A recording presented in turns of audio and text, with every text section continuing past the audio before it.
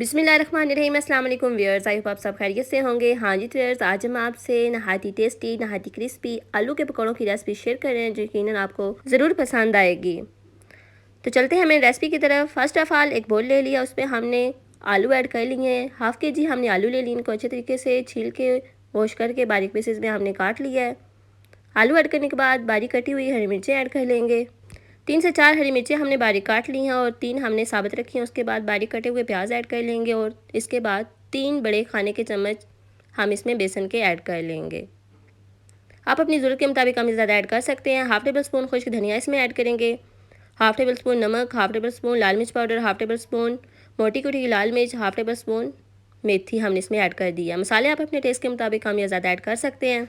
तमाम चीज़ों को अच्छे तरीके से मिक्स कर लिया और उसके बाद इसमें थोड़ा सा पानी हम इसमें ऐड करेंगे और अच्छे तरीके से इसको मिक्स कर लेंगे। इस स्टेज पे आपने ज़्यादा पानी नहीं डालना क्योंकि इससे बेसन पतला हो जाएगा, क्योंकि जो सब्ज़ी है, जो आलू हैं, वो काफ़ी ज़्यादा पानी छोड़ देते हैं, इसलिए इस स्टेज पे आपने कम पानी ऐड करना है और 5 से 10 मिनट के लिए स्टेबल होने के लिए छोड़ देंगे। हाँ जी व्यूअर्स, 5 से 10 मिनट हो चुके हैं। बेसन को हमने अच्छे तरीके से मिक्स कर लिया है। सबसे पहले कढ़ाई ले ली, उसमें घी ऐड कर दिया है। घी हमारा अच्छे तरीके से गर्म हो चुका है। अब इसमें पकौड़े ऐड कर लेंगे।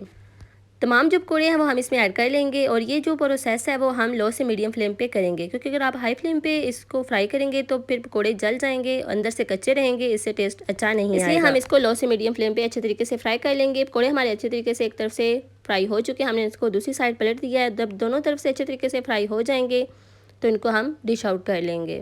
पकौड़े हमारे अच्छे तरीके से फ्राई हो गए, इनको निकाल लेंगे और जो बाकी रह गए उन्हें भी इसी मेथड से सिंपल एंड इजी मेथड से हम आपको ये रेसिपी बनाना सिखा रहे हैं। आप हमारे बताए मेथड के मुताबिक इस रेसिपी को जरूर ट्राई कीजिए। इनका इंशाल्लाह नाहित मज़ेदार और टेस्टी बनेगी और नाहित सारे पकौड़े अच्छे तरीके से फ्राई हो चुके हैं। तो चलते हैं फाइनल लुक की तरफ। माशाल्लाह अल्हम्दुलिल्लाह, देखें जी, अल्लाह की शान, नाहित मज़ेदार टेस्टी क्रिस्पी आलू के पकौड़े बनकर रेडी हो चुके हैं। और ये देखें इसकी फाइनल लुक।